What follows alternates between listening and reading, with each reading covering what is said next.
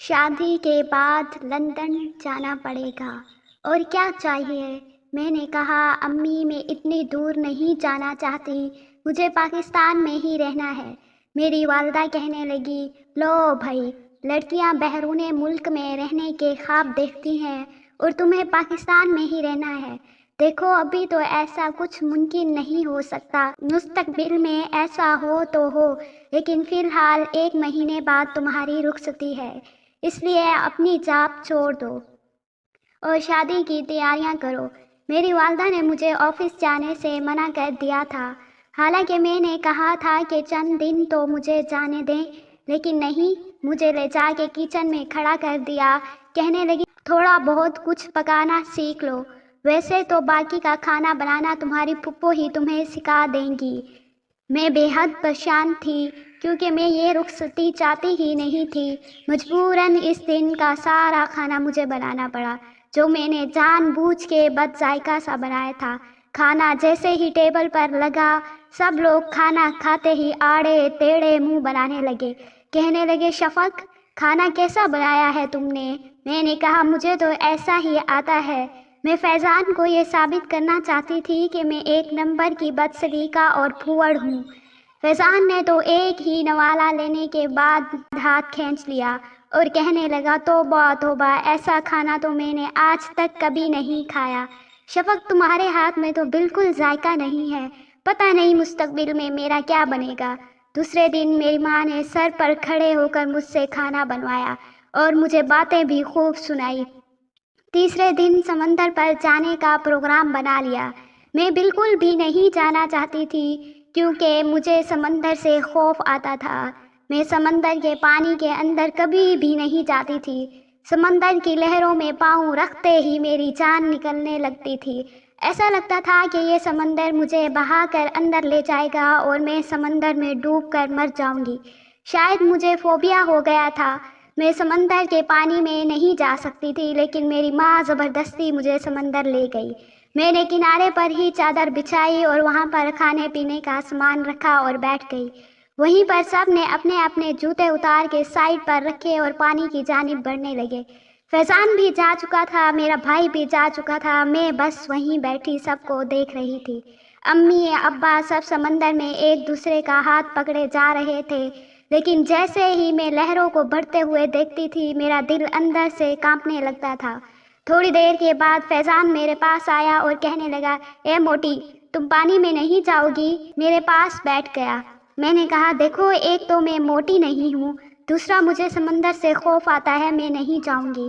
کہنے لگا، بچپن میں تو بہت موٹی تھی نا، پتہ ہے مجھے جب یہ پتہ چلا کہ میرا نکاح تم سے ہوا ہے، قسم سے میں اپنی اماں کے سامنے بہت رویا تھا کہ چلو لڑنا جھگڑنا تو ایک طرف، لیکن اتنی موٹی شفق سے شادی نہیں کروں گا۔ اور یہاں آنے سے پہلے بھی امی سے کہہ کے آیا تھا کہ اگر شفق ابھی بھی ویسی موٹی ہوئی تو میری طرف سے صاف انکار ہے، لیکن میں تو تمہیں دیکھ کر حیران رہ گیا، ماشاءاللہ تم نے تو کافی فٹ فاٹ کر لیا ہے خود کو۔ اس کی بات سن کر مجھے افسوس ہونے لگا کہ میں نے اپنے آپ کو موٹا کیوں نہیں رہنے دیا۔ اچھا ہوتا میں ویسے ہی گول گپی بنی رہتی۔ میں نے کہا، مجھے پتا ہوتا کہ تمہیں موٹی لڑکیوں سے اتنی چڑ ہے تو باخدا میں اپنے آپ کو بچپن سے بھی زیادہ ڈبل کر لیتی۔ میری بات سن کر وہ کھل کھلا کر ہنسنے لگا، لیکن اب تو پھنس گئی ہو نا، چلو اور سمندر میں چلو میرے ساتھ۔ میں نے کہا، بالکل بھی نہیں، پانی سے ڈر لگتا ہے مجھے، تم خود ہی جاؤ۔ کہنے لگا، اور میں نے کہا، دیکھو، فضول قسم کی باتیں کرنے کی کوشش مت کرو، ابھی رخصتی نہیں ہوئی ہے، بہتر ہوگا کہ اپنی حد میں رہو۔ یہ بات سن کر وہ کانوں کو ہاتھ لگا کر کہنے لگا، توبہ توبہ، کتنی کڑوی زبان ہے تمہاری، تم تو اب تک بالکل ویسی کی ویسی شفق ہو، بالکل بھی نہیں بدلی۔ پھر کہنے لگا، بات سنو میری، شادی کے بعد میرے بال تو نہیں کھینچو گی؟ اپنے اتنے بڑے خونخوار ناخنوں سے مجھے نوچو گی تو نہیں؟ پتہ نہیں اس شخص نے مجھے زچ کرنے کا ٹھیکہ لے رکھا تھا، حالانکہ میں نے اپنی قسمت سے سمجھوتا کر لیا تھا۔ میں سوچ رہی تھی کہ جیسے تیسے گزارا کر لوں گی، اس کے ساتھ زندگی گزار لوں گی، لیکن اس کی بکواس سن کر میرا خون کھولنے لگتا تھا۔ میں نے کہا، میں ایسا ہی کروں گی، اس لیے بہت اچھے طریقے سے سوچنا کہ تمہیں مجھ سے شادی کرنی چاہیے کہ نہیں۔ یہ بات سن کر وہ ہنسنے لگا، کہنے لگا کیوں، اب میں وہ دبلا پتلا سا فیضان نہیں ہوں، ذرا میرے ڈولے شولے تو دیکھو۔ ہاف ٹی شرٹ میں وہ اپنی فٹنس دکھاتے ہوئے مجھ سے کہنے لگا، جم جوائن کر رکھا ہے، اس بار نئے مقابلے کے لیے پورا تیار ہو کر آیا ہوں، اینٹ کا جواب پتھر سے دوں گا۔ تو پھر وہاں سے اٹھ کر چلا گیا۔ مجھے اس پر بے انتہا غصہ آنے لگا، جی تو چاہ رہا تھا کہ زہر کھا کے مر جاؤں۔ یقیناً اب یہ مجھ سے بچپن میں ہونے والے لڑائی جھگڑے کے گن گن کے بدلے لے گا، مجھے تانے دیا کرے گا، یہ مجھ سے شادی بدلہ لینے کے لیے کر رہا ہے، میری زندگی اجیرن بنا دے گا۔ میرا دل کچھ خوف زدہ سا ہونے لگا۔ میں یہ سوچ رہی تھی کہ ایسا کیا کروں کہ اس کے ساتھ رخصتی نہ ہو۔ جیسے جیسے شادی کے دن قریب آ رہے تھے مجھے خوف آنے لگتا تھا، گھبراہٹ کے مارے مجھے نیند نہیں آتی تھی۔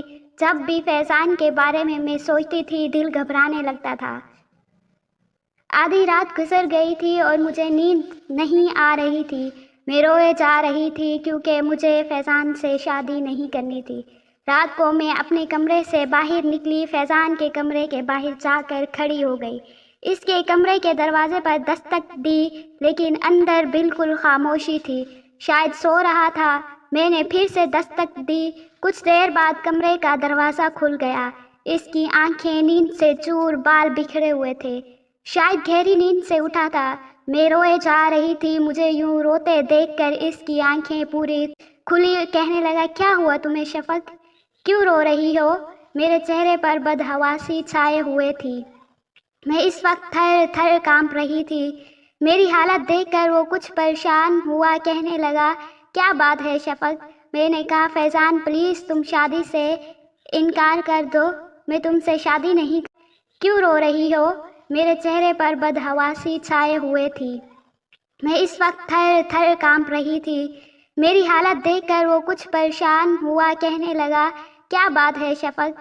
میں نے کہا فیضان پلیز تم شادی سے انکار کر دو، میں تم سے شادی نہیں کر سکتی۔ میری بات سن کر وہ مجھے حیرت سے دیکھ رہا تھا۔ میں نے کہا پلیز، تر تر سے میرے آنسو بہہ رہے تھے، کہنے لگا اوکے اچھا اندر آؤ۔ میرا پورا وجود برف کی مانند ٹھنڈا ہو رہا تھا، اس نے میرا ہاتھ پکڑا اور اپنے کمرے میں لے گیا، مجھے بیڈ پر بٹھایا، میں ابھی بھی بری طرح سے گھبرا رہی تھی۔ اس نے ایک گلاس پانی مجھے لا کے دیا اور کہنے لگا پانی پیو۔ میں نے پانی پیا، پھر کہنے لگا ہوا کیا ہے تمہیں؟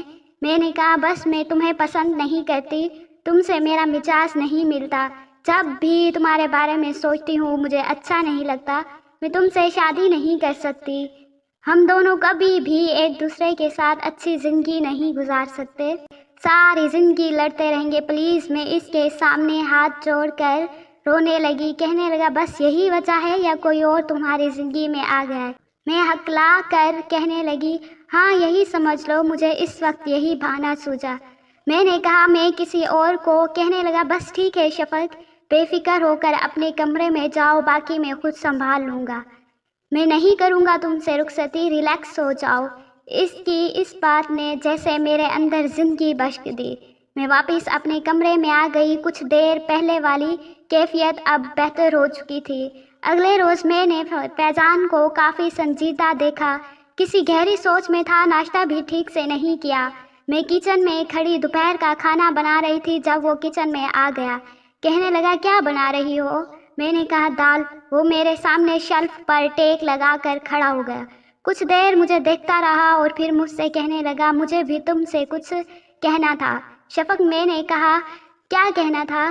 اصل میں بھی تم سے شادی نہیں کرنا چاہتا تھا، مجھے فیس بک پر ایک لڑکی سے محبت ہو گئی تھی، اس لیے میں تمہیں تنگ کر رہا تھا تاکہ مجھ سے شادی سے انکار کر دو، کیونکہ میری ماں میری بات سننے کو تیار ہی نہیں، کہتی ہے ہر حال میں شفق سے ہی شادی کرنی پڑے گی، ایسا کرو کہ تم انکار کر دو تاکہ میرا راستہ بھی صاف ہو جائے۔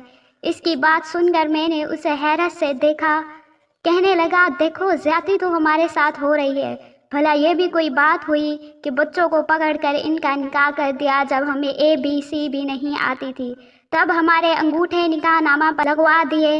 मतलब इंसानियत ही ख़त्म हो गई है। अब तुम किसी और को पसंद करती हो और मैं किसी और से तूफ़ानी मोहब्बत करता हूँ, तो हम एक दूसरे के साथ ज़बरदस्ती बांधे जा रहे हैं। ये तो ज़्यादती है ना। इसकी ये बात बिल्कुल ठीक थी। मैंने कहा, तुम बिल्कुल ठीक कह रहे हो। कहने लगा, फिर इत्मीनान कर लूँ कि तुम इनकार कर दोगी। मैंने कहा, तुम लड़के होकर पप्पू को नहीं मना सके, मैं तो फिर भी लड़की हूँ, मेरी कौन सुनेगा। कहने लगा, फिर ऐसे करते हैं कि रात को छत पर मिलते हैं ताकि इस मसले का कोई हल निकाल सकें। देखो, मैं सोफिया के बगैर मर जाऊंगा और तुम राहील के बगैर। मैं सोच में पड़ गई कि ये राहील कौन है। मैंने कहा, कौन राहील? कहने लगा, अरे यार, वही जिससे तुम मोहब्बत करती हो। यही नाम तो तुमने मुझे बताया था रात को। अब मैं सोच में पड़ गई कि मैंने ये नाम कब बताया था। फिर सोचा शायद जल्दी में बता दिया हो। फिर मैंने कहा, तुम ठीक कह रहे हो, मैं भी राहील के बगैर नहीं जी सकती। कहने लगा, यही तो बात है, बस तुम रात को सबके सो जाने के बाद छत पर आ जाना, फिर हम मिल के कोई हल निकालेंगे। मैंने इसकी बात फौरन से मान ली। रात को 1 बजे जब सब सो गए तो मैं छत पर चली गई। फैज़ान भी वहाँ पहले से मौजूद था। मुझे देखकर इसने सुकून का सांस लिया। हम दोनों छत पर रखी कुर्सियों पर बैठ कर कहने लगा, अब बताओ क्या करना है। मैंने कहा, ऐसे करते हैं, अम्मी और फुप्पो को आपस में लड़वा देते हैं। जब इन दोनों के दिलों में एक दूसरे के खिलाफ नफरत होगी तो खुद ही शादी नहीं होने देंगी। मेरी बात सुनकर कहने लगा, तुम्हारा क्या ख्याल है? क्या मैंने ये कोशिश नहीं की होगी? बहुत कोशिश की है लेकिन कुछ भी हासिल नहीं हुआ। पता नहीं दोनों किस मिट्टी की बनी हुई हैं। फिर कहने लगा, और कुछ सोचो। मैं अभी सोच रही थी कि अचानक से हमें छत की सीढ़ियां चढ़ने की आवाज़ आई। मेरी तो जान ही निकल गई। घबरा तो फैज़ान भी गया था। मैंने इसका हाथ पकड़ा और छत पर बने स्टोर रूम में चली गई। इस कमरे में घर का काट कबाड़ था या फिर अब्बा के पुराने कागजात का अंबार। हम दोनों ही स्टोर रूम के दरवाजे के पीछे छुप गए। हम दोनों की हवाइयाँ इस वक्त उड़ी। जान इस वक्त निकली जब स्टोर रूम का दरवाज़ा खुला। शायद अब्बा कुछ कागजात लेने आए थे। अब तो हम दोनों की जान निकली हुई थी। अगर वो हमें देख लेते तो क्या समझेंगे। अब्बा ने स्टोर रूम की लाइट जलाई। जैसे ही स्टोर रूम का दरवाज़ा बंद करने के लिए दरवाज़ा आगे किया, हम दोनों को देख के हैरान रह गए।